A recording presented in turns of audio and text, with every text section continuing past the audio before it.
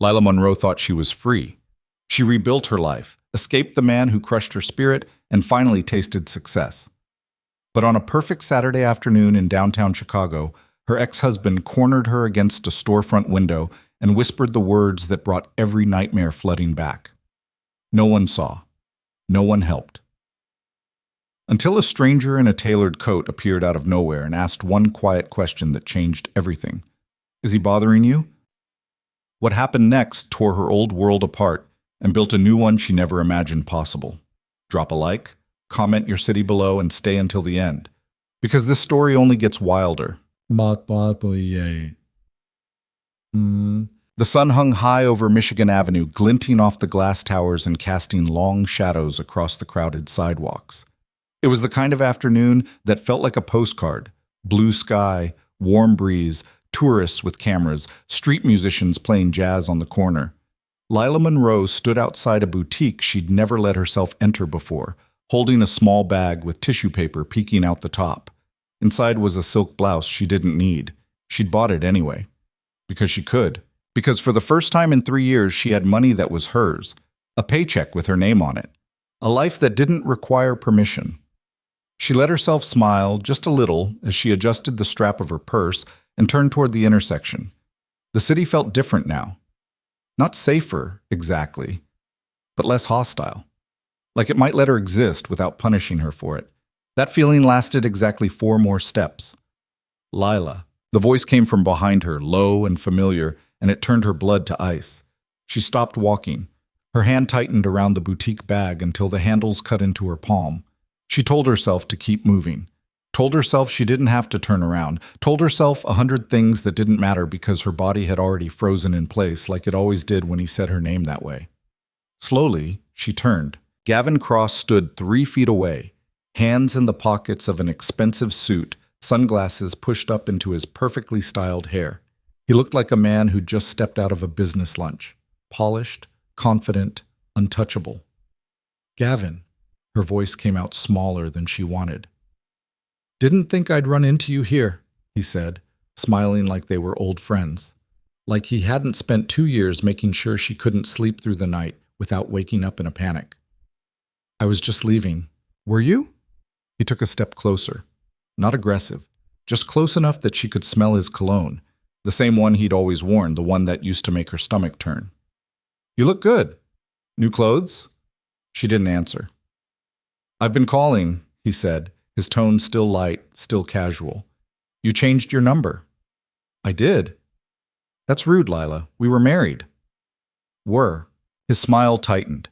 Just a flicker, just enough to remind her what lived underneath. "You really think a piece of paper changes anything?" She took a step back. He matched it. "I need to go," she said. "We should talk." "No." "Lila, I said no." He moved fast, not violent, not loud, nothing the Saturday crowd would notice. Just a hand on her elbow, guiding her toward the storefront window like he was helping her avoid traffic. To anyone watching, it probably looked protective. But his grip was iron. "Stop," she said, trying to pull away. "I'm not done." "Let go of me." His thumb pressed into the soft part of her wrist, right where the bone sat close to the skin. It was a small motion, precise, practiced, the kind of thing that left no marks but sent a very clear message. Lila's breath hitched. "You're making a scene," he said quietly, still smiling. "I'm not going anywhere with you. You don't get to decide that." "I do now." Gavin's expression shifted. The smile stayed in place, but his eyes went flat. "You think you're safe because you got a job? Because you moved into some shitty apartment in Wicker Park and started pretending you're someone else?" "I'm not pretending. You're mine, Lila. You've always been mine, and you're coming home." "I am home." He leaned in close, his voice dropping to a whisper that only she could hear. "You really want to do this the hard way? Because I will burn your entire life down. I'll call your boss. I'll tell everyone what you really are. I'll make sure you never work in this city again." She felt the tears coming and hated herself for it. Hated that after everything, after all the therapy and all the restraining orders and all the nights she'd spent rebuilding herself piece by piece, he could still do this to her with just a few words. Please, she whispered. Just leave me alone. Not a chance. His hand tightened, and then a voice cut through the noise of the street like a blade. Is he bothering you? Lila's head snapped up. A man stood a few feet away, watching them with the kind of stillness that felt deliberate. He was tall, dark-haired, wearing a charcoal coat that probably cost more than a rent. His hands were loose at his sides. His expression was calm, but there was something in his eyes that made Gavin's grip falter. We're fine, Gavin said, his voice tight. This is a private conversation. The stranger didn't look at him. He looked at Lila. Ma'am? Lila opened her mouth. Nothing came out. Gavin stepped between them, his posture shifting into something more aggressive. I said we're fine. Move along. The stranger tilted his head slightly, like he was considering something. Then he spoke again, quieter this time, but with a weight that made the air feel heavier. Take your hand off her. Gavin laughed. You've got to be kidding me. I'm not. Do you know who I am? No. The stranger's voice didn't change. And I don't care. Gavin's jaw clenched. You're making a mistake. Maybe, but you're still holding her. For a long moment, no one moved. The crowd flowed around them like water around stones, oblivious. Somewhere down the block, a car horn blared. A woman laughed. Life kept going, indifferent. Then the stranger took a step forward. It wasn't threatening. It wasn't loud. It was just a single step, deliberate and unhurried, and somehow it changed everything. Gavin let go. Lila stumbled back, clutching her wrist, her heart hammering so hard she thought it might crack a rib. Smart, the stranger said. Gavin's face flushed red. You have no idea what you just walked into. Then explain it to me. She's my wife. Ex-wife, Lila said, her voice shaking. Gavin rounded on her. Don't! The stranger moved again, not between them this time, just closer. Close enough that Gavin had to look up slightly to meet his eyes. You were leaving, the stranger said. It wasn't a question. This isn't over, Gavin hissed. Yes, it is.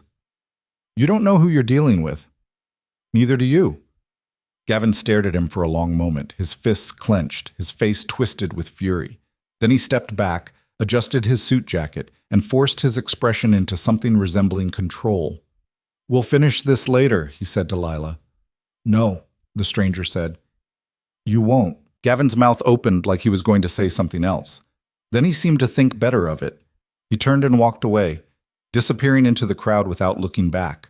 Lila stood there shaking, her breath coming in short gasps. The stranger watched Gavin until he was out of sight. Then he turned to her. Are you hurt? She shook her head. She didn't trust her voice yet. Do you need to sit down? She nodded. He gestured toward a bench a few yards away, near the corner where the jazz musician was packing up his saxophone. Lila walked on autopilot, her legs unsteady, her mind still catching up to what had just happened. She sat. He didn't. Thank you, she managed. You don't need to thank me. I do. Her voice broke. She swallowed hard and tried again. You didn't have to do that. Yes, I did. She looked up at him, confused. Men like that, he said, his tone flat. Don't stop unless someone makes them. You don't even know me. I know him. Lila blinked. What? Not personally, but I know the type. He glanced down the street in the direction Gavin had gone. He'll come back. I know. Do you have somewhere safe to go? She almost laughed. I thought I did. The stranger was quiet for a moment. Then he reached into his coat and pulled out a card. Plain, black. Just a name and a phone number. Roman Vale. If he bothers you again, Roman said, call me. Lila stared at the card. Why would you help me? Because no one else will. She didn't know what to say to that. Roman turned to leave, then paused. And for what it's worth, he added, you don't look like someone who should be afraid. I am, though. I know, but you shouldn't be. And then he was gone, disappearing into the crowd as quietly as he'd appeared. Lila sat on the bench for a long time after that, turning the card over in her hands, trying to make sense of what had just happened, trying to convince herself that Gavin wouldn't come back, that the stranger, Roman, was wrong, but deep down, she knew he wasn't. But by the time Lila made it back to her apartment, the sun was starting to dip below the skyline. Her hands were still shaking. She locked the door behind her, tested the handle twice, and then stood in the middle of her tiny living room, staring at nothing. The apartment wasn't much. One bedroom, a kitchen the size of a closet, a bathroom with a shower that only worked if you jiggled the handle just right. But it was hers. She'd signed the lease herself, paid the deposit herself, picked out the furniture from a thrift store, and assembled it with a screwdriver and a YouTube tutorial. For 6 months, it had felt like freedom. Now it just felt fragile. She set the boutique bag on the counter and pulled out her phone. No missed calls. No texts. Nothing from Gavin. Not yet. She thought about the card in her purse, about Roman Vale, whoever he was, about the way he'd looked at Gavin like he was something that needed to be removed. She pulled the card out and stared at it. Then she put it back. She told herself she wouldn't need it, that Gavin would leave her alone now, that the divorce was final and the restraining order was still active and he had no reason to risk everything just to drag her back into his life. She told herself a lot of things that night. None of them helped her sleep. Monday morning came too fast. Lila stood in front of her bathroom mirror, buttoning her blouse with fingers that still felt unsteady. She'd barely slept. Every sound in the hallway had sent her bolt upright, heart racing, convinced Gavin was outside her door. He wasn't, but that didn't mean he wouldn't be. She tied her hair back, applied lipstick she didn't need, and tried to look like someone who had her life together. The reflection staring back at her didn't quite sell it. Her phone buzzed. She jumped. It was just a calendar reminder. Monday, 9 a.m. Weekly team meeting. Right. Work. The one place that still felt normal. She grabbed her bag and headed out.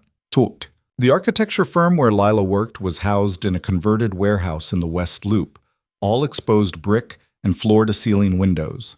It was the kind of place that looked effortlessly cool in magazine spreads. The kind of place where 20-somethings in expensive sneakers talked about disrupting the urban landscape over cold brew. Lila didn't fit the aesthetic. She was older than most of the junior designers, quieter than the senior partners wanted, and too scarred by her past to play the networking game the way everyone else did. But she was good, really good. Good enough that when the firm landed its biggest contract in 5 years, a luxury mixed-use development downtown, she'd been the one tapped to lead the design team. It was the first time in her life that someone had looked at her work and seen her, not Gavin's shadow. She walked into the office at 8:45, nodding at the receptionist as she passed. The open floor plan was already buzzing with activity. Designers hunched over drafting tables, architects arguing over renderings. The hum of creativity and caffeine filling the air. Lila headed toward the conference room, her notebook tucked under one arm, and froze. Gavin was standing in the lobby. He wasn't alone. 2 men in suits flanked him, both carrying briefcases, both wearing the kind of neutral expressions that screamed lawyer. Gavin saw her the moment she walked in. He smiled. "Lila," he said, loud enough that half the office turned to look. "Good morning." She didn't move. "I think we need to talk," he continued, stepping toward her. "Privately." "No. It's about your employment here." Her stomach dropped. One of the firm's partners, David Chen, a man in his 50s with silver hair and a permanent look of mild irritation, appeared from his office, frowning. "Mr. Cross, I wasn't expecting you." "I know," Gavin said smoothly, "but I think you'll want to hear what I have to say." David glanced at Lila, then back at Gavin. "This isn't a good time." "It's about a conflict of interest and potential legal liability." David's frown deepened. "My office. Now." Lila's heart was pounding. "David!" "Not now, Lila." Gavin's smile widened. "Don't worry. This won't take long." But the conference room felt smaller than it should have. Lila sat at the far end of the table, her hands folded in her lap, while Gavin and his lawyers took seats across from her. David sat at the head, arms crossed, looking like a man who'd rather be anywhere else. "Explain," David said. Gavin leaned back in his chair, perfectly at ease.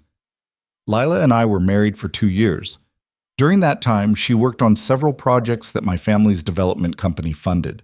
"That's not relevant," Lila started. "It is," one of the lawyers interrupted, "because those projects involved proprietary designs and confidential business strategies, designs that Miss Monroe is now replicating in her work here." Lila's blood ran cold. That's not true, she said. Isn't it? Gavin tilted his head. The Riverside project you're working on now, the one with the cantilevered terraces and the sustainable water systems, sound familiar? It did, because she designed it 4 years ago, before Gavin stole it. That was my work, she said, her voice shaking. You took it. You put your name on it and submitted it to your father's company without telling me. Gavin smiled. Do you have proof? She didn't. She'd trusted him. She'd let him look at her sketches, her plans, her ideas. She'd thought they were building something together. He'd just been taking notes. This is ridiculous, David said. Lila's designs are original. Are they? The second lawyer slid a folder across the table. These are the blueprints from the Harbor Point project, Cross Development 2022. Notice the similarities? David opened the folder. His expression didn't change, but Lila saw the flicker of doubt. David? Lila, be quiet. Gavin leaned forward, his voice soft, almost kind. I don't want to make this difficult. I know you're trying to rebuild. I respect that, but you can't use my family's work to do it. It's not your work, she said, her voice breaking. It's mine. Prove it. She couldn't. Everything she'd ever designed while they were married, every sketch, every model, every blueprint, it was all gone. Deleted, destroyed, lost in the wreckage of their divorce. Gavin stood. I'll give you 24 hours to resign. If you don't, we'll file a lawsuit that'll make sure you never work in this industry again. David looked at Lila. Is any of this true? No. Then we'll fight it. Will you? Gavin's voice turned sharp. Because I guarantee you, David, the legal fees alone will bankrupt this firm before we even get to discovery. And when we do, we'll subpoena every project Lila's touched in the last 2 years, every client, every contract. You really want that kind of scrutiny? David's jaw tightened. Gavin buttoned his suit jacket. I'll be in touch. He turned to leave, and the door opened. Roman Vale stepped into the room. He didn't knock, didn't announce himself, just walked in like he owned the place, his coat still on, his expression unreadable. Gavin stopped mid-step. Who the hell are you? Roman didn't answer. He looked at Lila. You okay? She nodded, even though she wasn't. Roman turned to David. I need to borrow your conference room. David blinked. Excuse me? For about 10 minutes. Then you can have it back. I'm sorry, who are you? Roman pulled out his phone, tapped the screen twice, and handed it to David. David looked at it. His face went pale. I'll step out, he said quietly. David? Lila started, but David was already gone. Gavin laughed. I don't know what you think you're doing. Roman held up a hand. Sit. I'm not. Sit. Down. Something in Roman's voice made Gavin's lawyers exchange a glance. One of them touched Gavin's arm. Maybe we should hear him out. Gavin sat. Roman pulled out a chair and sat across from him, calm and unhurried. He didn't look at the lawyers. He looked at Gavin. You're done, Roman said. Gavin smirked. Is that supposed to scare me? No, it's supposed to inform you. Of what? That as of this morning, I own your family's debt. The smirk faltered.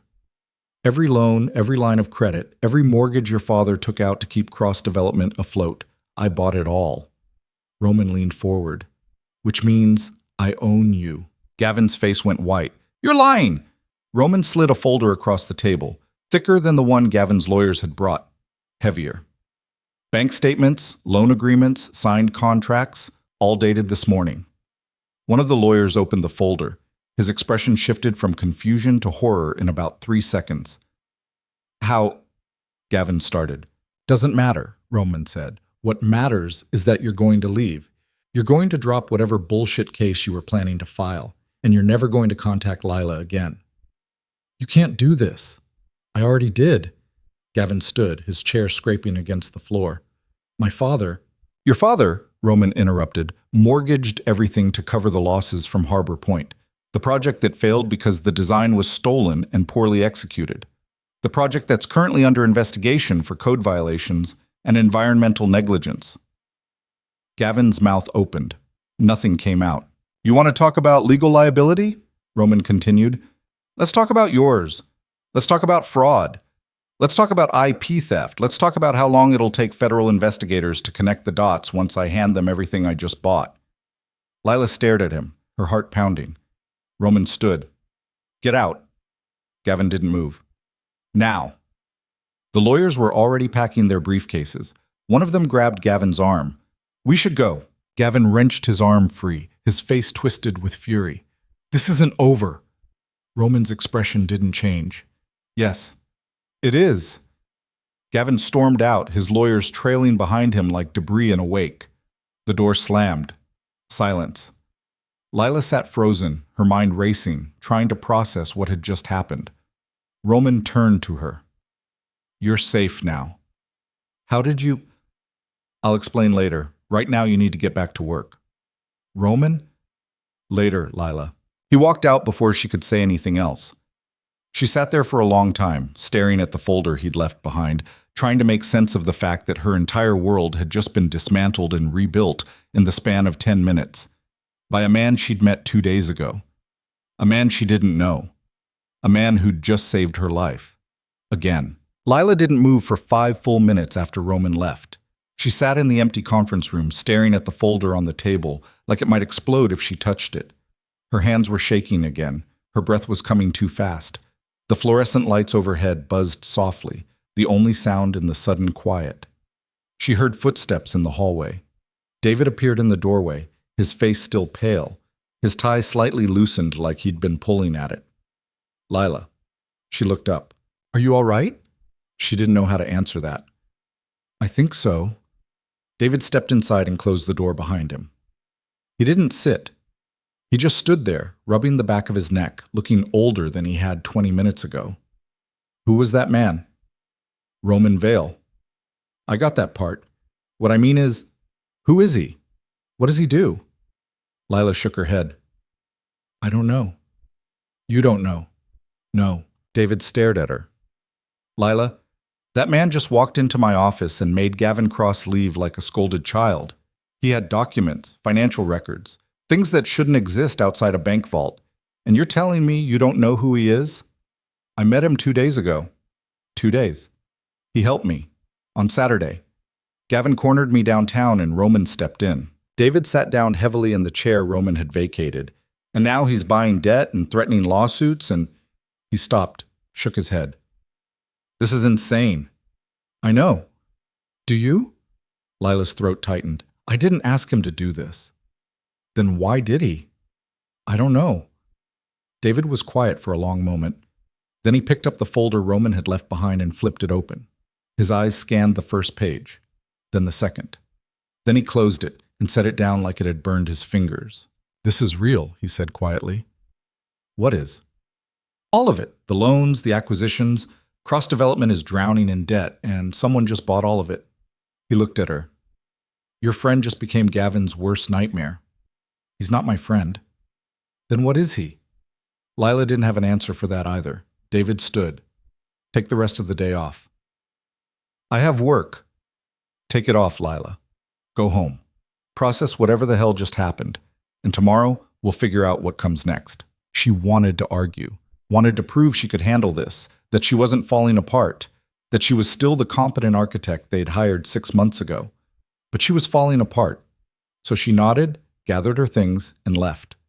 The office was quieter than it should have been. People were staring. Whispers followed her to the elevator. She kept her eyes forward, her shoulders straight, and didn't let herself cry until she was outside. The walk back to her apartment took 20 minutes. She didn't remember most of it. Her mind was stuck in that conference room, replaying Roman's voice, the way Gavin's face had gone white, the lawyers scrambling to leave. She'd spent 2 years afraid of Gavin. 2 years looking over her shoulder, changing her routines, avoiding places they used to go together. 2 years convinced that no matter how far she ran, he'd always find her. And then Roman had walked into a room and ended it. Just like that. She didn't know whether to be grateful or terrified. By the time she reached her building, the sun was starting to break through the clouds. She climbed the stairs to her third-floor apartment, unlocked the door, and stepped inside. Her phone buzzed. Unknown number. She almost didn't answer, but something made her swipe the screen. Hello? It's Roman. Her heart skipped. How did you get this number? Does it matter? She supposed it didn't. What do you want? To make sure you're okay. I'm fine. You don't sound fine. Lila closed her eyes. What did you do? I told you, I bought his debt. That's not an answer. Roman was quiet for a moment. She could hear traffic in the background, voices, the faint wail of a siren. He was outside somewhere, moving. Can I come by? He asked. Why? Because you have questions and I have answers. And because I don't think you should be alone right now. I'm fine alone. Lila, I don't even know you. I know. So why are you doing this? I'll tell you when I get there. I didn't say you could. 20 minutes. He hung up. Lila stood in the middle of her apartment, phone still pressed to her ear, and realized she'd just been outmaneuvered by a man who moved through the world like he owned it. She sat down on the couch, then stood up, then sat down again. 20 minutes. She didn't know what to do with that. She changed out of her work clothes into jeans and a sweater, washed her face, tied her hair back. She made coffee she didn't drink and straightened the throw pillows on the couch 3 times. And then she waited. Exactly 20 minutes later, there was a knock on the door. Lila checked the peephole. Roman stood in the hallway, still wearing the same charcoal coat, hands in his pockets, looking like he'd walked straight out of a magazine ad for expensive whiskey. She opened the door. Hi, he said. Hi. They stood there for a moment, neither moving. Can I come in? Lila stepped aside. Roman walked past her, his presence somehow making the small apartment feel even smaller. He glanced around. The thrift store furniture, the secondhand bookshelf, the single framed print on the wall, and didn't comment. You want coffee? She asked. Sure. She poured 2 cups, even though hers was already cold. She handed him one and sat on the couch. He took the chair across from her, setting his coat over the armrest. You said you had answers, Lila said. I do. Then start talking. Roman took a sip of coffee, set the cup down, leaned back in the chair like he had all the time in the world. Gavin Cross is a parasite, he said. He spent his entire life taking credit for other people's work and hiding behind his father's money. The Harbor Point project failed because the design was fundamentally flawed, and it was flawed because he stole it from someone who actually knew what they were doing. Me? You. Lila's chest tightened. How do you know that? Because I looked into him after Saturday. I wanted to know who I was dealing with. And I found out that Cross Development has been hemorrhaging money for 3 years. Bad investments, failed projects, legal settlements from contractors who didn't get paid. They've been covering it with loans. A lot of loans. So you bought them? I bought them. Why? Roman looked at her. His eyes were dark, unreadable, but there was something underneath that made her think he wasn't used to being asked that question. Because men like Gavin don't stop unless someone makes them, he said, and because you deserve better than what you got. You don't even know me. I know enough. You know nothing. I know you're scared. I know he hurt you. I know you rebuilt your life from nothing, and he's trying to take it away again. Roman leaned forward, elbows on his knees.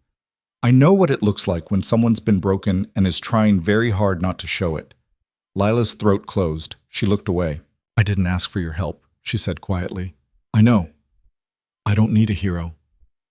Good. I'm not one. She looked back at him. Then what are you? Roman smiled, but it didn't reach his eyes. Someone who's very good at solving problems. By buying people's debt? Among other things. That's not normal. No, it's not. Lila set her coffee cup down. Her hands were shaking again. What do you want from me? Nothing. Everyone wants something. Not from you. I don't believe you. Roman stood. He walked to the window, looked out at the street below, his hands in his pockets. For a moment, he didn't say anything. When I was younger, he said finally, I watched someone I cared about get destroyed by a man who thought he was untouchable. I was too weak to stop it, too afraid, too inexperienced. He turned to look at her. I'm not weak anymore. So this is about guilt. Maybe. I'm not a charity case. I never said you were. Then what am I? Roman crossed the room and sat down on the couch beside her. Not close, but close enough that she could see the scar along his jawline, faint and old, The kind of thing you only noticed when the light hit it right. You're someone who deserves a chance to live without looking over her shoulder, he said. That's all. Lila wanted to believe him. Wanted to take the lifeline he was offering and let herself breathe for the first time in years. But she'd learned the hard way that nothing came free. What happens now? She asked. Now you go back to work. You finish your project. You build the life you were always supposed to have. And Gavin? Gavin is my problem. You can't just... I already did. Lila shook her head. He won't let this go. You don't know him. He'll fight. He'll find a way. No, Roman said, his voice quiet but absolute. He won't. How can you be sure? Because I'm better at this than he is. She didn't know what to say to that. Didn't know how to argue with the calm certainty in his voice, the way he spoke like the future was already decided and he was just waiting for everyone else to catch up. I should go, Roman said, standing. Wait. He stopped. Why are you really doing this? Roman looked at her for a long moment. Then he smiled again, that same sad half smile that didn't quite fit. Because someone should have done it for her, he said, and then he left. Lila sat alone in her apartment, listening to the sound of his footsteps fade down the hallway, and realized she'd just let a stranger dismantle her ex-husband's life without asking for anything in return. She didn't know whether that made her lucky or reckless. Maybe both. The next morning, Lila went back to work. She didn't want to. She wanted to stay in her apartment, hide under the covers, and pretend the last 48 hours hadn't happened. But David had texted her at 7 in the morning. Need you in the office. Important. So she went. The elevator ride up felt longer than usual. The doors opened onto the main floor and she stepped out, bracing herself for the stairs, the whispers, the questions she didn't have answers to. But the office was quiet. Too quiet. She walked toward David's office, passing empty desks and darkened conference rooms. The receptionist wasn't at her desk. The break room was deserted. Lila knocked on David's door. Come in? She opened it. David sat behind his desk, reading something on his computer screen. He didn't look up. Close the door. She did. Sit. She sat. David finally looked at her. His expression was unreadable. You're being promoted. Lila blinked. What? Senior lead architect, effective immediately. David, I don't see... It's not up for discussion. He slid a folder across the desk. This is the contract. Sign it. She didn't move. Why? Because Roman Vale called me at 6 this morning and told me that if I didn't offer you the position, he'd buy this firm and do it himself. Lila's stomach dropped. He what? He also mentioned that he's taking over the Riverside project as the primary investor, which means he now has final approval on all design decisions. David leaned back in his chair. Congratulations. You just became the most important person in this office. I didn't ask for this. I don't care. David, sign the contract, Lila. She stared at him, at the folder, at the pen he'd set beside it. And if I don't? Then I fire you and hire someone who will. Lila's hands clenched. You can't do that. I can't afford not to. Roman Vale owns half the contracts in this city. If he says you're the lead, you're the lead. If he says you get a promotion, you get a promotion. And if I argue, I lose everything. So you're just going to let him control your business. David laughed. It was a bitter sound. He already does. I just didn't know it until yesterday. Lila picked up the pen. Her hand was shaking. This is insane. Yeah, it is. She signed. David took the folder back, glanced at the signature, and nodded. Good. Now get out of my office and go do your job. Lila stood. David, I don't want to hear it, Lila. I don't want to know how you know him. I don't want to know what he's planning. I just want you to design the best building this city has ever seen and make sure I don't lose my firm in the process. She left without another word. The rest of the day passed in a blur. Lila threw herself into work, burying herself in blueprints and renderings and structural calculations. She didn't take lunch, didn't take breaks, didn't let herself think about Roman or Gavin or the fact that her entire career had just been hijacked by a man she'd met 3 days ago. By the time 6 o'clock rolled around, the office was empty again. Lila sat alone at her drafting table, staring at the design she'd been working on for weeks. The Riverside project. It was good. maybe the best thing she'd ever done, and now it belonged to Roman. She didn't hear him come in. "You're still here." Lila jumped, spinning around. Roman stood in the doorway, hands in his pockets, looking like he'd just stepped out of a boardroom. "How did you get in?" she asked. "I own the building." "Since when?" "Since this afternoon." Lila stared at him. "You bought the building." "I bought the building." "Why?" "Because it was for sale." "That's not an answer." Roman walked into the room, stopping a few feet from her desk. He glanced at the blueprint spread across the table. "This is good," he said. "Don't." "Don't what?" "Don't pretend you care about my work. Don't pretend this is about architecture or design or anything other than whatever game you're playing." Roman looked at her. "It's not a game. Then what is it?" "It's me making sure you get what you deserve." "By controlling my life? By giving you the tools to take it back?" Lila stood, her chair scraping against the floor. "I didn't ask for this. I didn't ask for a promotion. I didn't ask for you to buy my boss's building. I didn't ask for any of it." "I know." "Then why are you doing it?" "Because no one else will." "That's not good enough." Roman stepped closer. Not threatening, just close enough that she could see the exhaustion in his eyes, the tension in his jaw, the way he held himself like a man who'd been fighting for too long. "You want the truth?" he asked. "Yes." "The truth is that I've spent the last 15 years watching men like Gavin destroy people because they can, because no one stops them, because the system protects them and punishes everyone else." He paused. "I got tired of watching. So you decided to play vigilante." "I decided to use the tools I have. Money. Power. Same thing." "Not always." Lila shook her head. "You don't even know me. You don't know what I want. You don't know what I need. Then tell me." "I want to be left alone." "No, you don't." "Yes, I do." "You want to be safe," Roman said quietly. "There's a difference." Lila's breath hitched. She hated that he was right, hated that he could see through her so easily. "I don't need you to save me," she said. "Good. Because I'm not saving you. I'm giving you a chance to save yourself. By putting me in charge of a project you own. By putting you in charge of a project that was always yours." Lila looked at the blueprints, at the design she'd poured her heart into, the design that had kept her sane through the divorce, through the restraining orders, through the sleepless nights when she thought she'd never feel safe again. "What happens when you get bored?" she asked. "I won't." "You don't know that." "I do." "Why?" Roman was quiet for a moment. Then he reached into his coat and pulled out a photograph. Old, faded, the edges worn like it had been carried for a long time. He handed it to her. Lila looked at it. A woman, young, dark hair, smiling at the camera like she didn't have a care in the world. "Who is she?" Lila asked. "My sister." "Where is she now?" "Dead." Lila's chest tightened. "I'm sorry." "Don't be. It was a long time ago." "What happened?" Roman took the photograph back, staring at it like he was looking at a ghost. "She married a man who hurt her, who controlled her, who convinced her she was nothing without him."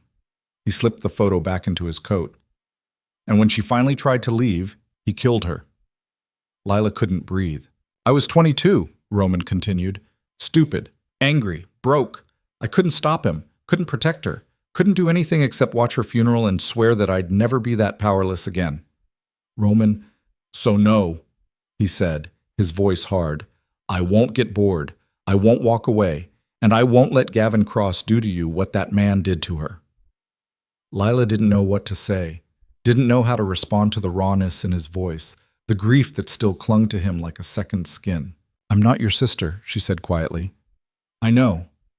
I'm not a replacement. I know that too." "Then what am I to you?" Roman looked at her, really looked at her, and for the first time since they'd met, she saw something vulnerable in his eyes. "Someone who deserves better," he said. They stood there in the empty office, the city lights glowing through the windows, and Lila felt something shift inside her, something small, fragile, but real. "Okay," she said. "Okay. I'll finish the project. I'll take the promotion. I'll let you do whatever it is you're doing." She paused. But if you hurt me, I won't. If you lie to me, I won't. If you try to control me, I won't. Lila searched his face, looking for the crack, the lie, the thing that would prove he was just another man who wanted something from her. She didn't find it. "One chance," she said. Roman nodded. "One chance." He turned to leave. "Roman." He stopped. "Thank you." He didn't turn around, but she saw his shoulders relax, just slightly. "You're welcome." And then he was gone. Lila stood alone in the office, staring at the blueprints, and realized she'd just made a deal with a man who could either save her life or destroy it. She didn't know which. But for the first time in 2 years, she felt something other than fear. She felt hope. The hope lasted 3 days. 3 days of Lila throwing herself into the Riverside project, refining every detail, pushing her team harder than she'd ever pushed them before. 3 days of pretending that everything was normal, that her promotion was earned and not orchestrated, that Roman Vale was just an investor and not the man who'd quietly dismantled her ex-husband's empire over a weekend. 3 days of silence from Gavin. She should have known better. On Thursday morning, Lila arrived at the office to find police cars parked outside. 2 of them, lights off but still imposing. Her stomach dropped before she even stepped through the door. David was standing in the lobby, talking to a detective in a rumpled suit. He saw Lila, and his expression shifted from stressed to something worse. Guilty. "What's going on?" Lila asked. The detective turned, mid-40s, graying hair, the kind of tired eyes that said he'd seen too much and stopped being surprised by any of it. "Ms. Monroe?" "Yes." He pulled out a badge. "Detective Harris, I need to ask you a few questions." Lila's throat tightened. "About what?" "About your relationship with Gavin Cross." The floor seemed to tilt. "I don't have a relationship with him. We're divorced." "I'm aware, but Mr. Cross filed a report yesterday claiming you've been harassing him, stalking, making threats." Lila's blood went cold. "That's not true. He says you've been calling him, showing up at his home, that you threatened to ruin his reputation if he didn't pay you money. That's insane. I haven't contacted him at all." Harris pulled out a small notebook. "He provided phone records, calls from your number, texts." "I didn't send any texts." "Do you still have your phone?" "Of course I do." "Can I see it?" Lila's hands were shaking as she pulled her phone from her purse and handed it over. Harris scrolled through her recent calls, her messages, his expression neutral. "There's nothing here," she said, "because I didn't call him." Harris handed the phone back. "Then someone's using a spoofed number. Or he's lying." "He's lying." "Maybe, but I still have to investigate." He closed his notebook. "I'll need you to come down to the station. Answer a few questions officially." "Am I being arrested?" "Not yet, but if you don't cooperate, that could change." David stepped forward. "Detective, Miss Monroe has been here all week. We have security footage, timestamps. She hasn't left the building except to go home." Harris looked at him. "I'll need copies of that footage." "You'll have it by this afternoon." "Good." Harris turned back to Lila. "I'll be in touch. In the meantime, stay away from Gavin Cross. No contact, no proximity. Understood?" Lila nodded, her voice stuck somewhere in her chest. Harris left. The lobby felt quieter without him, but no less suffocating. David pulled Lila aside, his voice low. "This is bad." "I know." "If he's fabricating evidence, he is. Then we need proof. Real proof. Not just your word against his." "I don't have proof. I don't have anything." David rubbed his face. "Call Roman." "What?" "Call him. Tell him what just happened, because if anyone can fix this, it's him." Lila wanted to argue. Wanted to prove she could handle this herself, that she didn't need Roman swooping in to save her every time Gavin decided to make her life hell. But David was right. She didn't have a choice. She stepped outside, away from the stares and the whispers, and dialed Roman's number.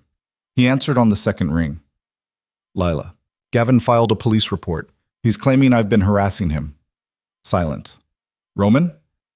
I'm here. Where are you?" "Outside my office." "Stay there. I'm coming."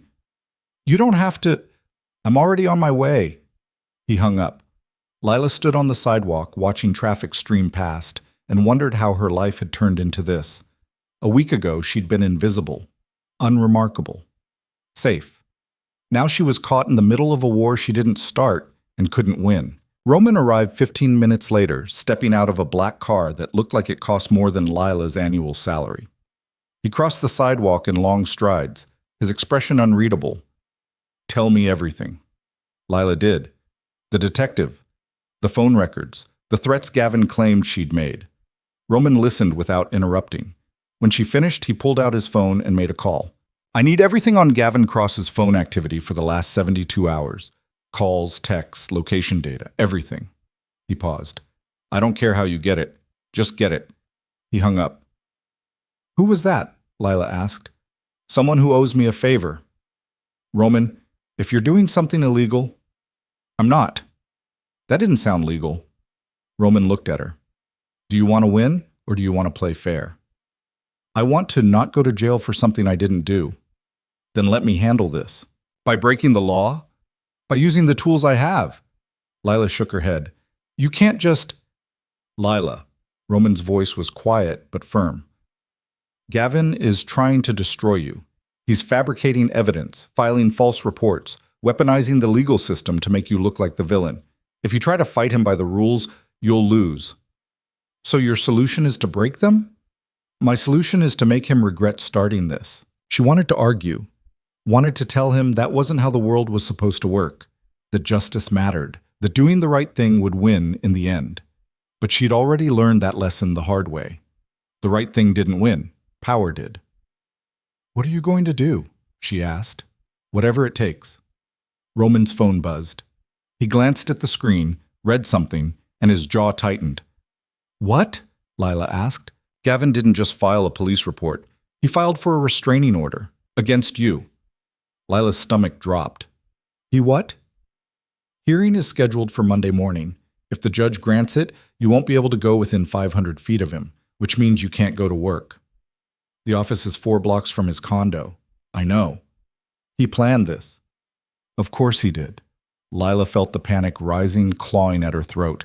"I can't lose this job. I can't..." "You won't." "You don't know that?" Roman stepped closer, his hands on her shoulders, forcing her to look at him. "Lila, listen to me. You are not going to lose your job. You are not going to jail. You are not going to let him win. He's already winning. No, he's desperate, and desperate men make mistakes. What if he doesn't? He will." Roman's phone buzzed again. He read the message and something shifted in his expression. Not quite a smile. More like satisfaction. "What?"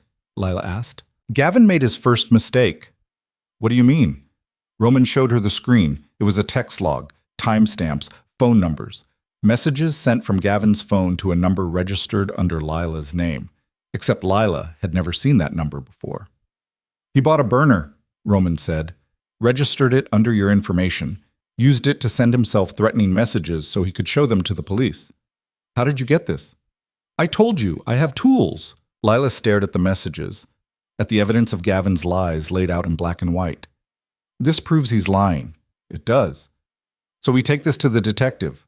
"No." "Why not?" "Because if we show our hand now, Gavin will just destroy the evidence and claim we fabricated it. We need to wait. Let him think he's winning, and then we bury him." Lila wanted to trust him, wanted to believe that Roman knew what he was doing, that he had a plan, that this would all work out, but trust didn't come easy anymore. "What if this backfires?" she asked. "It won't." "You keep saying that." "Because it's true." "How can you be so sure?" Roman looked at her, and for the first time she saw something raw in his eyes, something that looked almost like anger. "Because I've been doing this for 15 years, he said, "and I've never lost." That should have been reassuring. It wasn't. The hearing was scheduled for 9 in the morning on Monday. Lila spent the weekend in a state of low-grade terror, unable to sleep, unable to eat, unable to do anything except replay worst-case scenarios in her head. Roman called her twice, once on Saturday to tell her not to worry, once on Sunday to tell her the same thing. Neither call helped. Monday morning came too fast. Lila dressed in her most professional outfit, tied her hair back, and tried to look like someone who hadn't spent the last 48 hours on the verge of a breakdown. She met Roman outside the courthouse. He was already there, leaning against the stone railing, looking calm in a way that made her want to scream. "You ready?" he asked. "No. You'll be fine." "You don't know that." "I do." They walked inside together. The courthouse was busy, people moving through the halls like ants, lawyers in suits, families waiting on benches, the hum of bureaucracy grinding forward. Gavin was already in the courtroom when they arrived. He sat at the plaintiff's table with his lawyer, looking calm and collected, like a man who knew he'd already won. Lila felt her stomach turn. Roman guided her to the defendant's table. They sat, waited. The judge entered. A woman in her 60s, sharp-eyed and no-nonsense. She sat, adjusted her glasses, and looked at the case file. "This is a petition for a restraining order filed by Gavin Cross against Lila Monroe. Mr. Cross, you're claiming harassment and threats?" Gavin stood. "Yes, Your Honor." "Present your evidence." Gavin's lawyer stood and began laying out the case. Phone records, text messages, testimonies from neighbors who claimed they'd seen Lila outside Gavin's building. It was all lies. But it was convincing. Lila felt the walls closing in. Then it was her turn. Roman stood. He didn't introduce himself, didn't make a speech. He just placed a folder on the judge's bench. "What is this?" the judge asked. "Evidence that Mr. Cross fabricated every claim in his petition." Gavin's lawyer shot to his feet. "Objection. We haven't seen this evidence." "You will now," Roman said. The judge opened the folder. Her expression didn't change, but Lila saw her eyes narrow as she read. "This is a phone record," the judge said slowly, showing that the number used to send threatening messages to Mr. Cross was purchased by Mr. Cross himself. Gavin went pale. "It also shows GPS data placing Mr. Cross outside Miss Monroe's apartment on 3 separate occasions. Not the other way around." Gavin's lawyer looked like he'd been hit with a brick. "Your Honor, we had no knowledge." "Tsk. Save it." The judge closed the folder and looked at Gavin. "Mr. Cross, did you file a false report?" "No, Did you purchase a phone and register it under Ms. Monroe's name?" "That's not—" "Answer the question." Gavin's mouth opened, closed. He looked at his lawyer. The lawyer looked at the floor. "I was trying to protect myself," Gavin said finally. "By committing fraud? She's been threatening me. With a phone you bought yourself?" Silence. The judge leaned back in her chair, her expression cold. "Mr. Cross, I'm denying your petition. Furthermore, I'm referring this case to the district attorney for potential charges of filing a false report and harassment." "Your Honor, we're done here." The gavel came down. Gavin stood frozen, his face red, his hands clenched. He looked at Lila, then at Roman. And Roman smiled. It was a small smile, almost polite, but the message was clear: you lose. Gavin stormed out of the courtroom, his lawyer scrambling to keep up. Lila sat in her chair, her heart pounding, her mind struggling to catch up with what had just happened. "Is it over?" she asked. Roman shook his head. "Not yet." They walked out of the courthouse together. The sun was too bright, the air too warm, everything feeling surreal.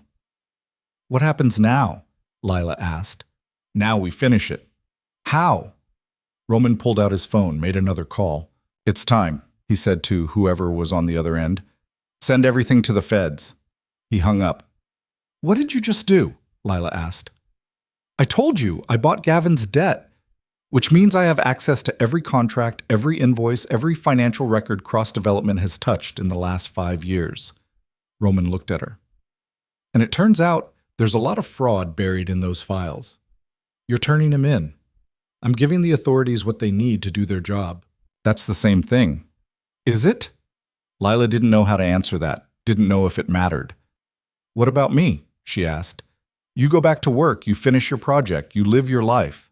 Just like that? Just like that. And Gavin?" Roman's expression hardened. "Gavin is about to learn what it feels like to have his world taken apart piece by piece." Lila should have felt bad for him. She didn't. By Thursday, the news broke. Federal investigators had raided Cross Development's offices, seized files, arrested 2 senior executives. Gavin's father was under investigation for tax evasion and wire fraud. The story was everywhere. Cable news, front page of the Tribune, social media buzzing with speculation. Lila watched it unfold from her desk, her hands shaking as she scrolled through article after article. Roman had done this. Not just exposed Gavin, destroyed him. Her phone rang. Unknown number. She almost didn't answer, but something made her pick up. Lila. It was Gavin. His voice sounded wrong, tight, broken. Don't call me, she said. You did this. No, you did this. I'm going to lose everything. Good. Lila, you tried to ruin my life. You tried to take my job.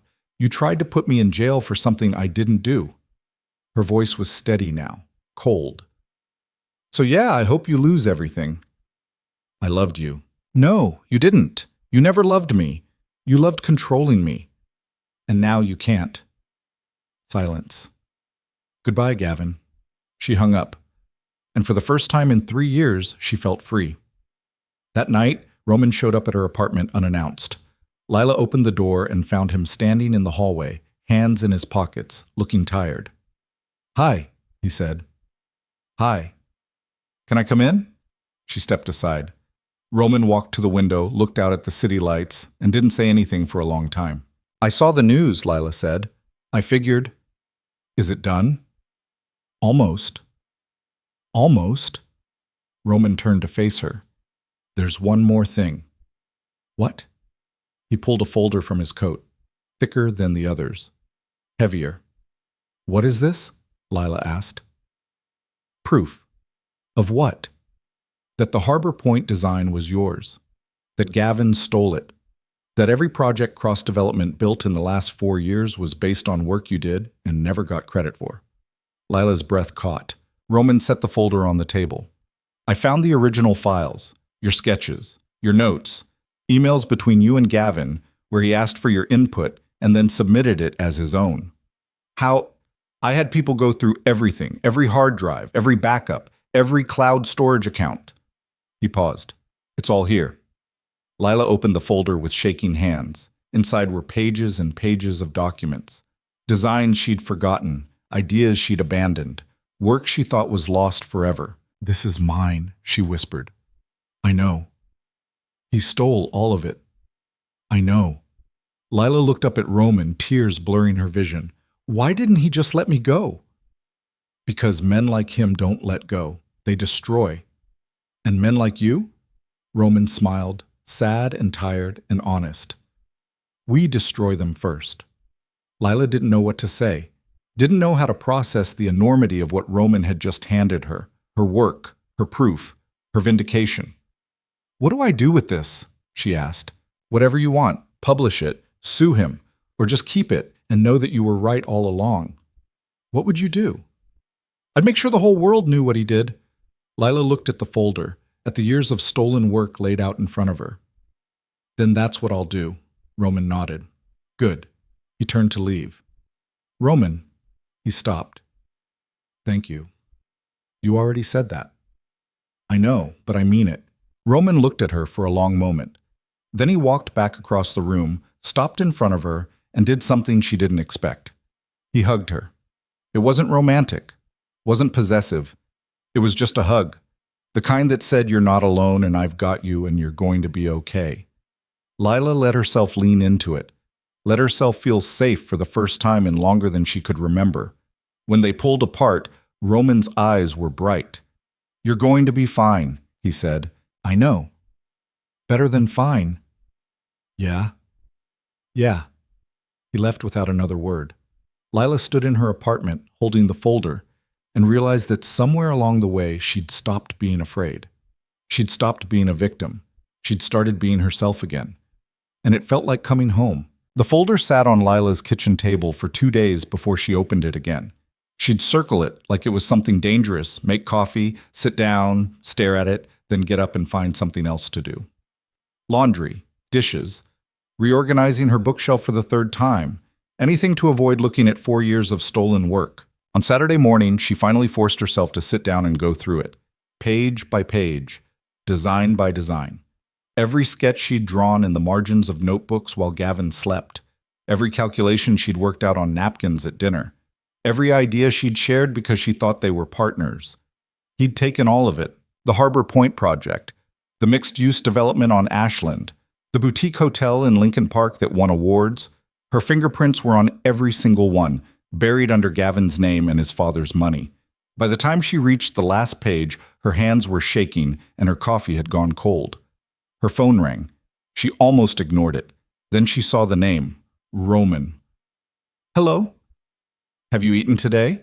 Lila blinked. "What?" "Food. Have you had any?" Why are you asking me that?" "Because you've been sitting at your kitchen table for 3 hours going through that folder, and I'm willing to bet you forgot to eat." Lila's head snapped toward the window. She stood, walked over, looked down at the street. Roman was leaning against a car across from her building, phone to his ear, looking up at her window. "Are you stalking me?" she asked. "I prefer the term checking in." "That's stalking. Come down." "Why?" "Because I brought lunch and you're going to eat it." "I'm fine." "Lila," she sighed, "give me 5 minutes. I'll be here." She hung up, changed out of the sweatpants she'd been wearing for 2 days, and headed downstairs. Roman was waiting on the sidewalk with a paper bag that smelled like heaven. He handed it to her without a word. "What is this?" she asked. "Thai, from that place on Division you like." "How do you know I like it?" "I asked around." "That's creepy." "That's thorough." He gestured toward a bench near the corner. "Come on." They sat. Lila opened the bag and found pad thai, spring rolls, and mango sticky rice. Her stomach growled loud enough that Roman smiled. "Told you," he said. "Shut up." She ate. Roman sat beside her, watching the street, not saying anything. It should have been awkward. Somehow it wasn't. "I went through the folder," Lila said eventually. "And?" "You were right. He stole everything." "I know. I designed buildings that won awards, that got written up in magazines, that made his family millions." She set down her fork. "And I got nothing. You got out. That's not enough." "No, it's not." Lila looked at him. "What would you do?" "I told you. I'd make sure everyone knew." "How?" Roman pulled out his phone, tapped the screen a few times, and handed it to her. It was an email draft. Already written. Already addressed to every major architecture publication in the country, plus the Tribune, the Sun-Times, and half a dozen industry blogs. The subject line read, "The real architect behind cross-development's success." Lila's breath caught. "You wrote this?" "I had someone write it, but yeah." She scrolled through the email. It was brutal, detailed, backed up with attachments from the folder, side-by-side comparisons of her original sketches and the final projects, timestamps proving she'd created them years before Gavin submitted them, testimonies from former colleagues who'd seen her work. "This will destroy him," she said. "That's the idea." "Roman? He destroyed you first, Lila. He took your work, put his name on it, built his career on your talent while making sure you stayed small and scared and invisible." Roman's voice was quiet but hard. "So yes, this will destroy him, and he deserves it." Lila stared at the email. Her finger hovered over the send button. "What if this backfires?" she asked. "What if people don't believe me? What if they think I'm just a bitter ex-wife trying to get revenge?"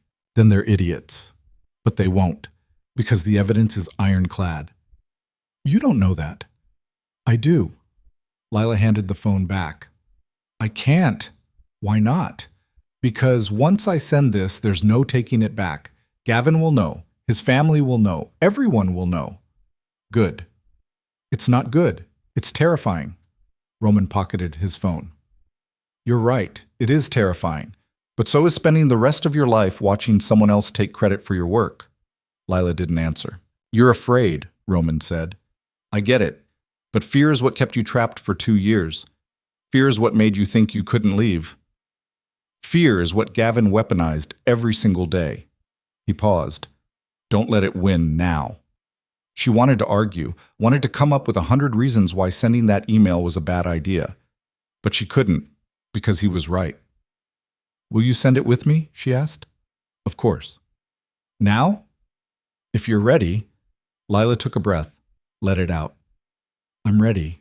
Roman pulled out his phone again and handed it to her. The draft was still open. Her fingers shook as she moved it toward the send button. She pressed it. The email disappeared from the screen. Sent. Lila handed the phone back and immediately felt like she was going to throw up. "What did I just do?" she whispered. "You took your life back. Or ruined it." "Same thing sometimes," she laughed. It came out shaky and wrong. "You're not helping." "I'm not trying to." They sat in silence for a while. Lila picked at her spring roll without eating it. Roman checked his phone twice, then put it away. "How long before people see it?" Lila asked. "Could be an hour, could be a day. Depends on who picks it up first." "And then what?" "Then the story gets told, and you get to decide what comes next." "What if I don't know what comes next?" Roman looked at her. "Then you figure it out. Same way you've been figuring everything else out." The email went viral by Monday morning. Not immediately. It started slow. A few architecture blogs picking it up, running it as a curiosity piece. Then one of the editors at Architectural Digest saw it and dug deeper. By noon, they'd published a full feature with the headline, "Stolen Designs: How Gavin Cross Built an Empire on His Ex-Wife's Talent." By 2 in the afternoon, it was everywhere. Leela sat at her desk, watching her phone explode with notifications. Messages from former colleagues, reporters asking for interviews, strangers on social media calling her brave, calling Gavin a fraud, calling for accountability. It was overwhelming. It was terrifying. It was the best thing that had ever happened to her. David appeared in her doorway, looking shell-shocked. "Have you seen this?" he asked, holding up his phone. "I sent it." "You what?" "I sent the email." "Well, Roman sent it, but I approved it." David stared at her. "Do you have any idea what you just did?" "I told the truth. You just declared war on one of the most powerful development families in Chicago." "They declared war on me first." David ran a hand through his hair. "Lila, this is going to get messy." "I know. The Crosses have lawyers, money, connections. They're going to come after you." "Let them." "You don't mean that." "I do." David sat down heavily in the chair across from her desk. "What did Roman say?" "That I should do it." "Of course he did." David shook his head. "That man is either the best thing that ever happened to you or the worst." "I haven't decided yet." "Well, decide fast, because this is about to get a lot worse before it gets better." He was right. By Tuesday, Gavin's lawyers had issued a statement calling the allegations baseless and defamatory. They threatened legal action, promised to sue for damages. By Wednesday, 3 more architects came forward with their own stories about cross-development stealing designs. The narrative shifted from one woman's accusation to a pattern of theft. By Thursday, the federal investigation expanded. Subpoenas went out. Bank accounts were frozen. Gavin's father held a press conference where he looked old and tired and refused to answer questions. By Friday, Cross Development announced they were ceasing all operations pending the investigation. Lila watched it all unfold from the safety of her office, half expecting someone to burst through the door and tell her it was all a mistake, that she'd misunderstood, that Gavin was the real victim. No one did. Instead, her phone kept ringing. Reporters, industry leaders, other women who'd worked with Gavin and had their own stories to tell. She answered some of them, ignored most. And through it all, Roman stayed close. Not hovering, not controlling, just there when she needed him. On Saturday, he showed up at her apartment again. This time, she was expecting him. "You're late," she said, opening the door before he could knock. "Traffic." "Liar," he smiled. "Can I come in?" She stepped aside. Roman walked to the couch and sat down like he'd been there 100 times before. Lila poured 2 glasses of wine and joined him. "You've had quite a week," he said. "That's an understatement." "How are you holding up?" "I don't know. Ask me in a month." "Fair enough." He took a sip of wine. "For what it's worth, you did the right thing." "Did I?" "Yes." "People are calling me a hero." "You are." "I don't feel like one." "Heroes never do." Lila leaned back against the couch, exhausted. "What happens now?" "Now you keep working, keep building, keep being brilliant." "And Gavin?" "Gavin is finished." "You keep saying that." "Because it's true." Lila looked at him, really looked at him. at the man who'd appeared out of nowhere and dismantled her ex-husband's empire like it was nothing. "Why are you doing this?" she asked. "I told you, Stool." "No, the real reason." Roman was quiet for a long time. He set down his wine glass and stared at his hands. "When my sister died," he said eventually, "I was angry, furious. I wanted to hurt the man who killed her, wanted to destroy him the way he destroyed her." "Did you?" "No. He died in a car accident 6 months later, drunk, wrapped his car around a tree." Roman's jaw tightened. "I didn't get my revenge, didn't get justice, didn't get anything except a funeral and a lifetime of regret." "Roman, so when I saw you on that sidewalk with Gavin's hand on your wrist and terror in your eyes, I saw her. I saw every woman who's ever been hurt by a man who thought he was untouchable." He looked at her, and I decided I wasn't going to let it happen again. Lila's throat closed. "I'm not your sister." "I know. You can't save her by saving me. I'm not trying to." Roman's voice was raw. "I'm trying to make sure that when I look in the mirror, I see someone who did something, someone who didn't just stand by and watch." They sat in silence, the weight of his words hanging between them. "Thank you," Lila said quietly. "You don't have to keep thanking me." "I know, but I mean it." Roman stood. "I should go." "Stay." He stopped. "Just for a little while," Lila said. "I don't want to be alone right now." Roman looked at her for a long moment. Then he sat back down. They didn't talk much after that. Just sat together, drinking wine, watching the city lights outside the window. It wasn't romantic. It wasn't complicated. It was just two people who understood what it meant to survive something terrible and come out the other side. And for now, that was enough. The following Monday, Lila walked into her office to find a crowd gathered around the conference room. She pushed through, her heart pounding, half expecting another disaster. Instead, she found David standing at the head of the table with a bottle of champagne. "What's going on?" she asked. David grinned. "We got the Riverside contract." Lila blinked. "What?" "The city approved the project. Full funding, full support. Construction starts in 3 months." But nothing. You designed it. You pitched it. You earned it." David popped the champagne cork. "And now you get to build it." The room erupted in applause. Lila stood frozen, her mind struggling to catch up. She'd done it. Actually done it. One of her colleagues handed her a glass of champagne. She took it, her hand shaking. "Speech," someone called out. Speech." Lila looked around the room at the faces staring back at her. People who'd worked alongside her. People who doubted her. People who were finally seeing her for who she really was. "I don't know what to say," she started. "A few weeks ago, I thought my career was over. I thought I'd lost everything. I thought—" Her voice broke. She cleared her throat. "I thought I'd never get to do this, to build something that was mine, something that mattered." She raised her glass. "So thank you for believing in this project, for believing in me, and for giving me a chance to prove that I belong here." The room erupted again. Lila drank her champagne and tried not to cry. Later, after the celebration died down and everyone went back to work, Lila slipped outside to call Roman. He answered immediately. "Did you hear?" she asked. "I did. We got it." "I know." "Roman, did you have something to do with this?" Silence. "Roman, I may have made a few calls." "What kind of calls?" "The kind that reminded certain city officials that approving this project was in everyone's best interest." Lila closed her eyes. "You can't keep doing this." "Doing what?" "Fixing my life."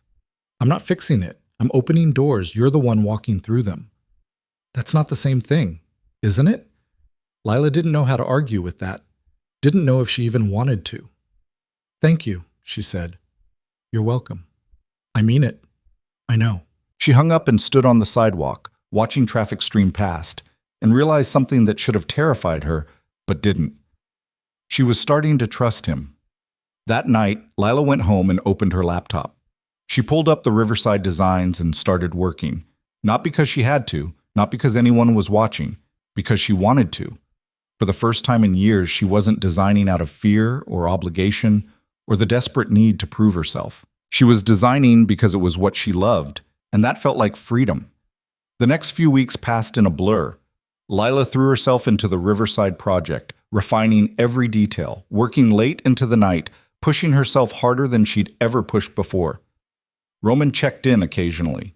Never intrusive, just a text here and there, a coffee delivered to her office, a quiet reminder that she wasn't alone. Gavin, meanwhile, had disappeared. No statements, no press conferences, no social media, just silence.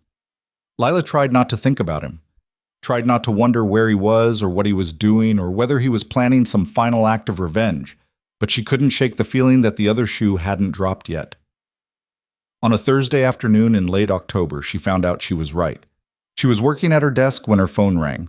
Unknown number. She almost didn't answer, but something made her pick up. Lila Monroe? Yes? This is Agent Sarah Chen with the FBI. I need you to come down to our office. Lila's stomach dropped.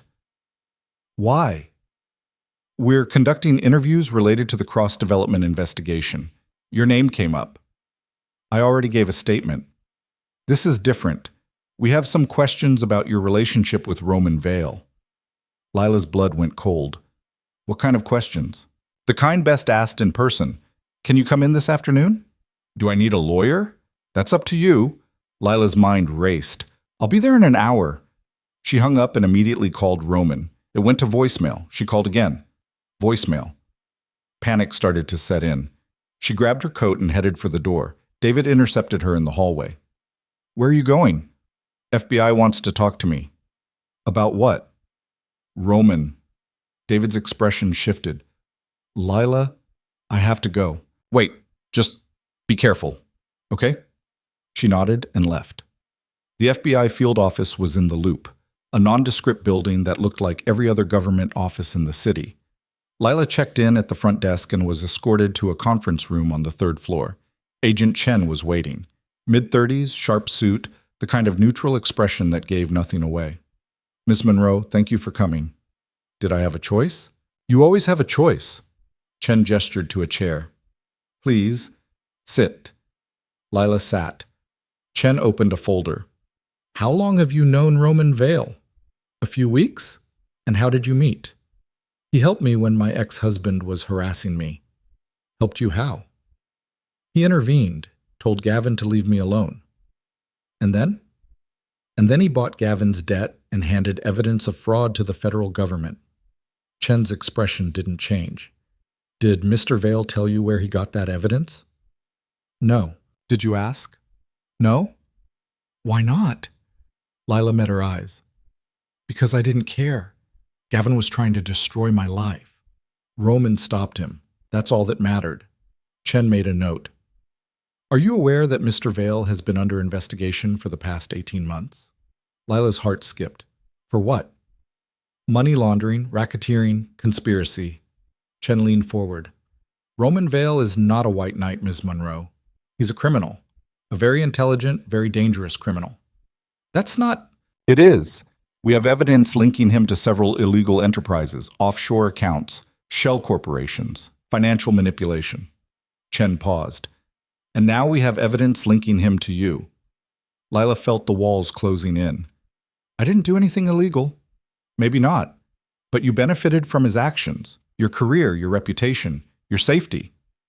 Chen slid a document across the table. That makes you an accessory.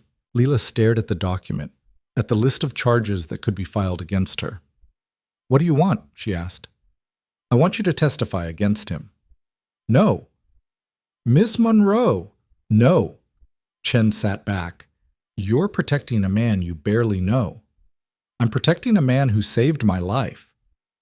He's using you. You don't know that. I do, because that's what he does. He finds vulnerable people, offers them salvation, and then uses them to further his own agenda. That's not what happened, isn't it? Chen's voice was cold. Think about it. A stranger appears out of nowhere, solves all your problems, asks for nothing in return. Does that sound real to you? Lila wanted to argue, wanted to defend Roman, wanted to prove that Chen was wrong, but the doubt was already creeping in. I need time, she said. You don't have time. We're moving on this case within the week. If you want immunity, you need to cooperate now. And if I don't, then you go down with him. Lila stood. I need to talk to my lawyer. That's your right. Chen handed her a card. But Ms. Monroe, whatever you think you know about Roman Vale, you're wrong. Lila left the building in a daze, her mind spinning. She tried calling Roman again, still voicemail. She stood on the sidewalk staring at her phone and realized she had no idea who to trust anymore. Lila sat in her car for 20 minutes before she could bring herself to drive. Her hands were shaking too badly to grip the wheel. Agent Chen's words kept looping in her head, tangling with everything she thought she knew about Roman. Criminal. Money laundering, racketeering, using you. She finally managed to start the engine and drove home on autopilot, her mind a mess of contradictions. By the time she pulled into her parking spot, it was dark and starting to rain. Her phone buzzed. Roman. She stared at his name on the screen, her thumb hovering over the answer button. She let it go to voicemail. 2 minutes later, he called again. This time she answered. Where have you been? The words came out harsher than she intended. Dealing with something. Why? What's wrong? The FBI wants me to testify against you. Silence. Roman? I'm coming over. No, I'm already outside. Ready. Lila looked out her window. Roman's car was parked across the street, headlights off, rain streaming down the windshield. She hung up and went downstairs. Roman was waiting under the building's awning, water dripping from his coat. He looked tired, more tired than she'd ever seen him. You want to do this out here or inside? He asked. Inside. They went up to her apartment in silence. Lila unlocked the door and let him in, but she didn't offer him a seat, didn't offer anything except the hard stare she'd been practicing for the last hour. Is it true? She asked. Is what true? All of it. Money laundering, racketeering, everything Agent Chen said. Roman didn't look away. Some of it. Lila's stomach dropped. Which parts? The parts that matter. He shrugged out of his wet coat and draped it over a chair. I move money. I make deals. I operate in spaces where the law gets complicated. That's not an answer. It's the only one I have. Are you a criminal? Roman smiled, but there was no humor in it. That depends on who you ask. I'm asking you. Then the answer is yes. Lila felt the floor tilt. She sat down hard on the couch, her legs suddenly unsteady. You lied to me, she said. I never lied. You let me believe I let you believe what you needed to believe. That I was someone who could help, someone who could fix things. Roman moved closer but didn't sit. And I did help. I did fix things. That part was real. But the rest wasn't. The rest was always complicated. Lila laughed. It sounded bitter even to her own ears. Complicated. That's one way to put it. Lila, they want me to turn on you. They said if I don't cooperate, I go down with you. Roman's jaw tightened. You won't. How do you know? Because I won't let that happen.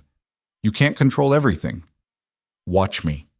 She wanted to believe him, wanted to fall back into the safety of his certainty, his power, his ability to make problems disappear. But Agent Chen's voice was still in her head. He's using you. Why did you really help me? Lila asked quietly. I told you. No. The real reason. Not the story about your sister, not some noble speech about justice. The real reason. Roman was silent for a long moment.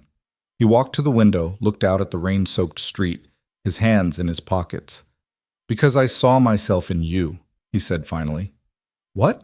When I watched Gavin corner you on that sidewalk, I didn't just see my sister. I saw me, 15 years ago, powerless, angry, trying to survive in a world that rewards people like Gavin and punishes people like us. He turned to face her. I built everything I have by learning how to fight back, how to use the same tools they use, how to be smarter, faster, more ruthless. His voice was rough. And when I saw you, I thought maybe I could give someone else a chance to fight back too, without having to become what I became. Lila's throat tightened. What did you become? Someone who wins, no matter what it costs. And what did it cost? Roman looked at her for a long time. Everything that mattered. The words hung between them, heavy and true. Agent Chen said you're going down, Lila said. She said it's just a matter of time. Maybe. And you're okay with that? I've been preparing for it for years. What does that mean? Roman pulled out his phone, tapped the screen a few times, and handed it to her. It was a legal document, pages and pages of dense text. What is this? She asked. A transfer of assets. Everything I own, properties, accounts, holdings, all signed over to a trust. Why? Because when the FBI comes for me, they'll freeze everything, seize it, use it as leverage. He paused. But they can't touch what I don't own anymore. Lila scrolled through the document, her eyes catching on names and figures that made her dizzy. Who controls the trust? You do? Her head snapped up. What? It's in your name, all of it. Roman, I can't. You already did. I filed the paperwork 3 days ago. Lila stood, the phone slipping from her hands onto the couch. You can't just give me everything you own. I can, and I did. Why? Because you're the only person I trust not to destroy it. That's insane. Probably. I don't want this. I know. Then why? Because you earned it. Roman's voice was quiet but firm. You survived Gavin. You rebuilt your life. You took back what he stole. You did all of that without becoming bitter or broken or cruel. He stepped closer. That's worth more than anything I've ever built. Lila felt tears burning behind her eyes. I didn't ask for this. I know. I don't know what to do with it. Figure it out. You're good at that. She wanted to argue, wanted to tell him to take it back, to find someone else, to stop putting his faith in a woman he'd known for less than 2 months. But she couldn't, because part of her, the part that had spent years being told she was worthless, needed to hear that someone believed she was worth something. What happens to you? She asked. I have a plan. What kind of plan? Roman smiled.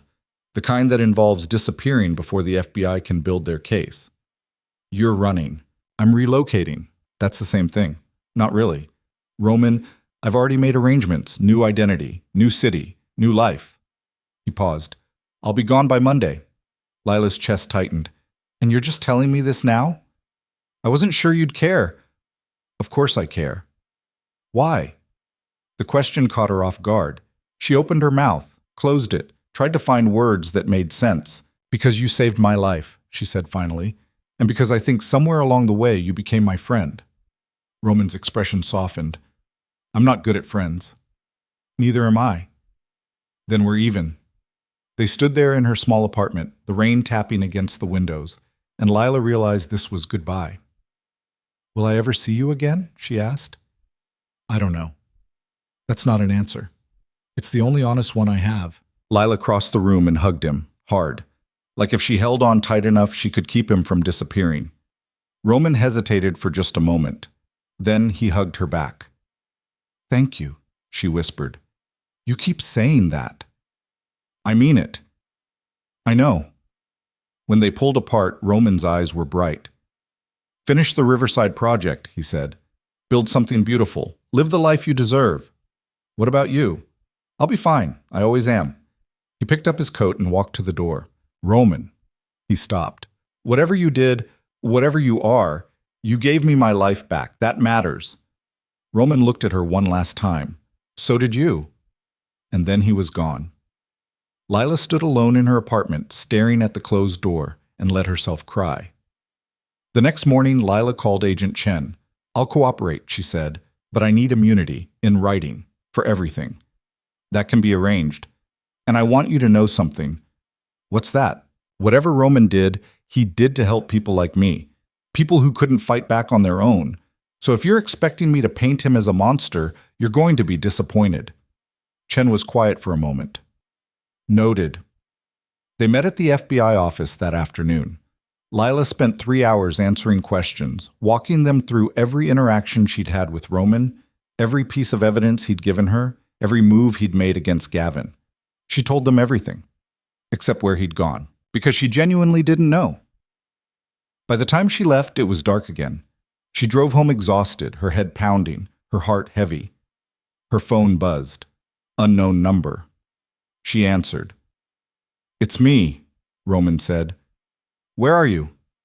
Somewhere warm. That's not an answer. It's the safest one. Lila pulled over into a parking lot and put the car in park. I talked to the FBI. I know. Did they find anything useful?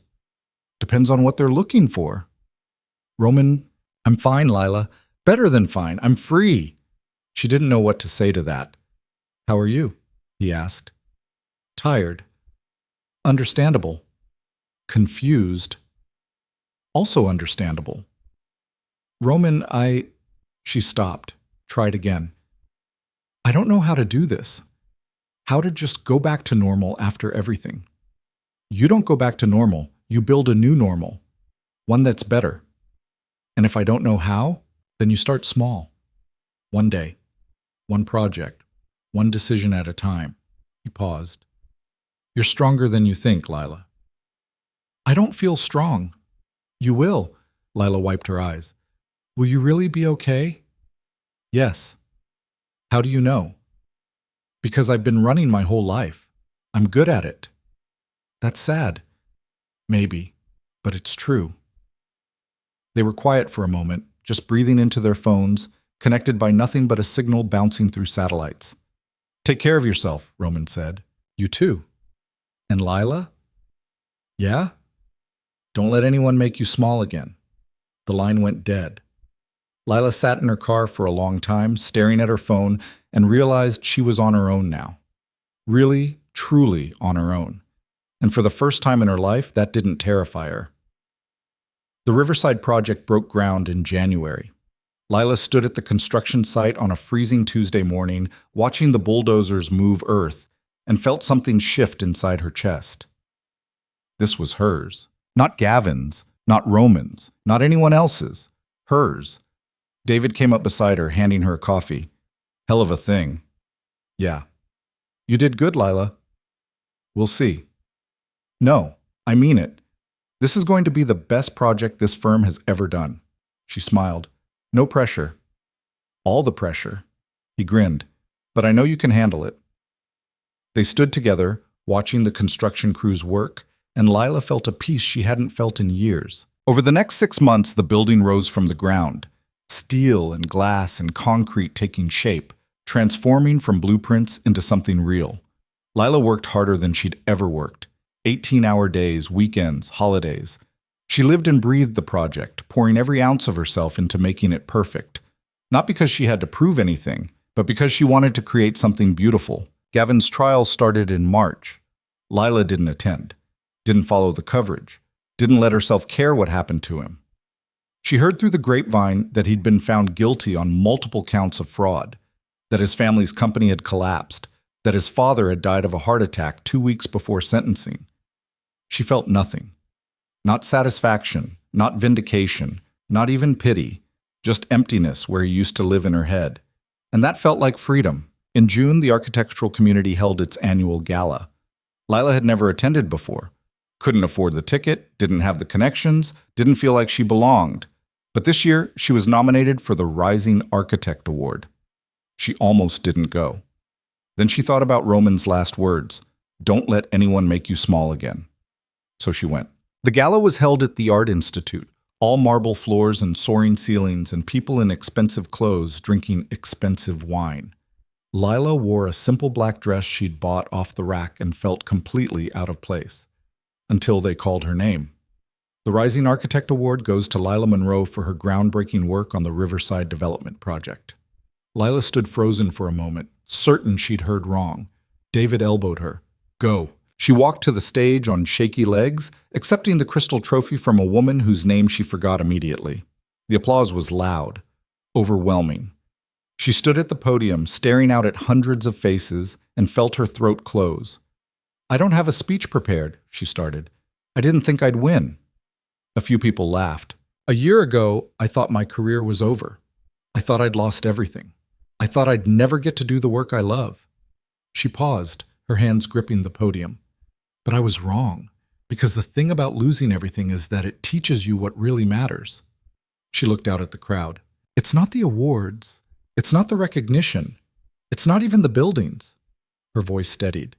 It's the people who believe in you when you don't believe in yourself. It's the courage to rebuild when everything falls apart. It's the choice to keep going even when you don't know where you're going. She held up the trophy. This doesn't belong to me. It belongs to everyone who's ever been told they weren't good enough, who's ever been silenced or stolen from or made to feel invisible. Her eyes burned. You are good enough. Your work matters, and you deserve to take up space in this world. The applause was deafening. Lila left the stage and spent the rest of the night shaking hands, accepting congratulations, and pretending she wasn't about to cry. Later, she stepped outside for air.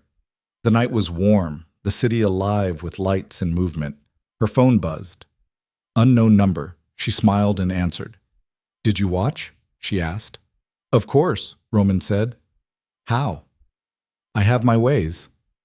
You're supposed to be in hiding. I am. Doesn't mean I can't keep tabs. Lila leaned against the stone railing, looking out at the skyline. I won. I know. I'm proud of you. I couldn't have done it without you. Yes, you could have. You just would have taken longer. She laughed. Maybe. How does it feel? Lila thought about it, about the last year, about everything she'd survived and everything she'd built and everything she'd become. It feels like I'm finally standing up straight, she said. Good. Are you happy, wherever you are? Roman was quiet for a moment. I'm working on it. That's not a yes. It's the closest I've got right now. Then keep working on it. I will. They were quiet for a while, just breathing, just being. I should go, Roman said finally. I know. Take care of yourself, Lila. You too. And Lila? Yeah? Thank you. For what? For reminding me what it looks like when someone actually wins. The line went dead. Lila stood on the steps of the Art Institute, holding her trophy, and realized she didn't need him anymore. She'd needed him once, desperately, but that version of herself was gone. Now she was someone who could stand on her own, someone who could build her own future, someone who'd survived the worst and come out stronger. The Riverside project was completed in November. Lila stood in the lobby on opening day, watching people stream through the doors, marveling at the design. The soaring atrium, the sustainable materials, the way light moved through the space like water. It was everything she dreamed it could be. Better, even. A reporter from Architectural Digest approached her. Miss Monroe, can we get a quote? Sure. What does this building represent to you?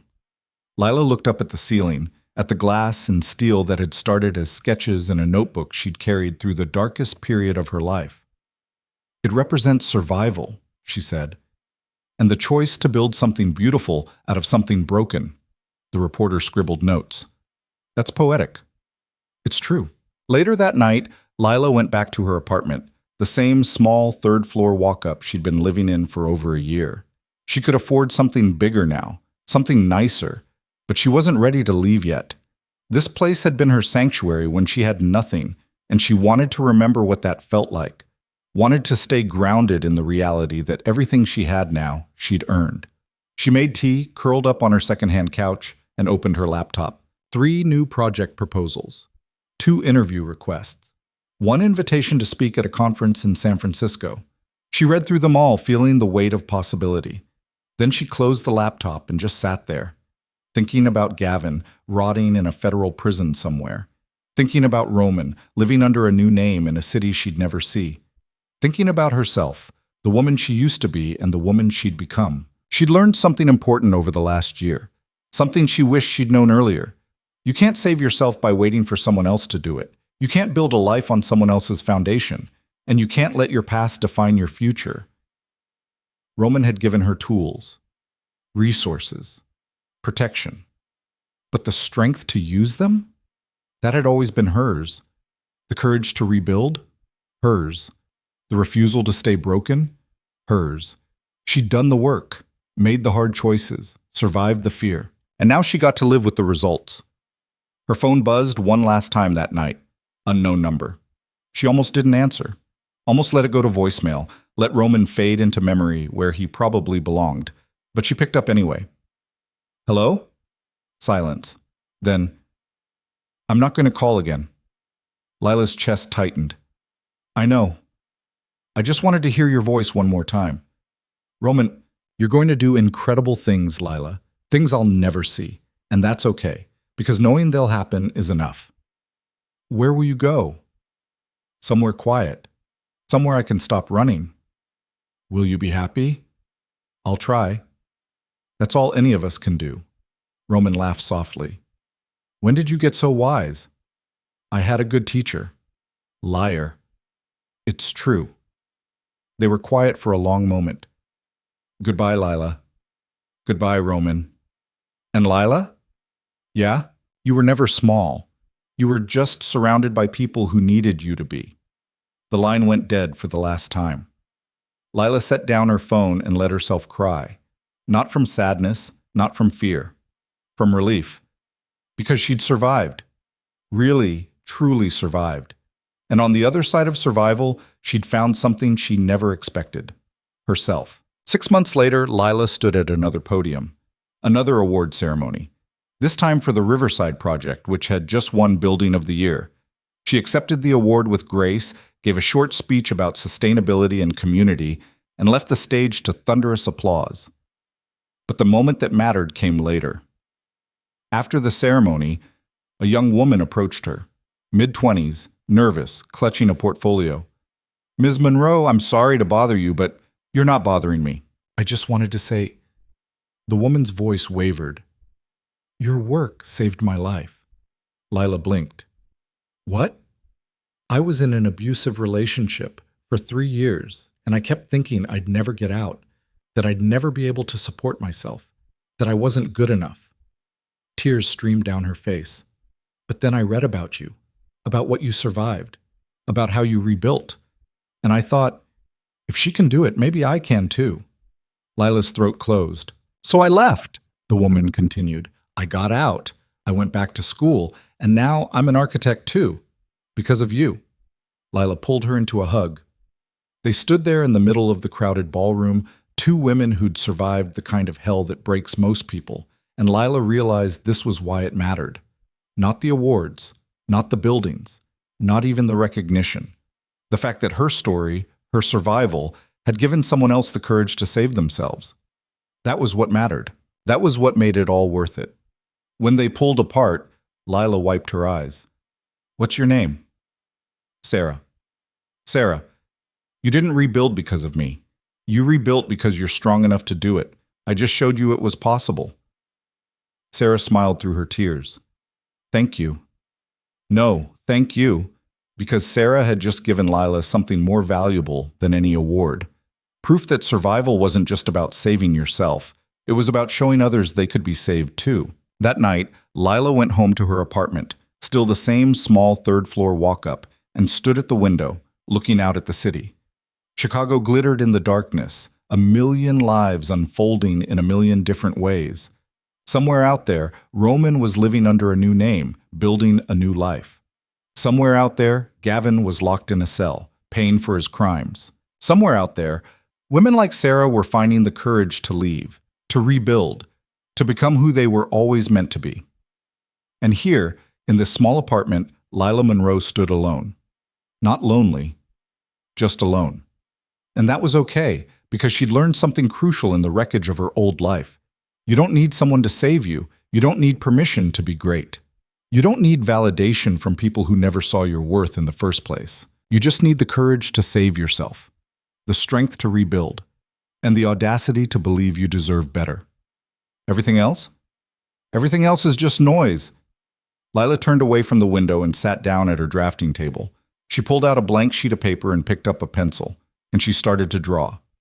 Not because someone was paying her, not because she had something to prove, but because creating something beautiful out of nothing was what she did. It was who she was. And no one, not Gavin, not fear, not the past, could ever take that away again. Outside, the city kept moving. Inside, Lila kept building.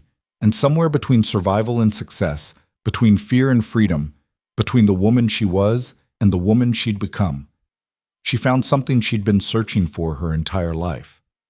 Peace. Not the kind that came from having all the answers, the kind that came from finally being okay with the questions, the kind that came from knowing that no matter what happened next, she could handle it, because she'd already survived the worst. And if she could survive that, she could survive anything.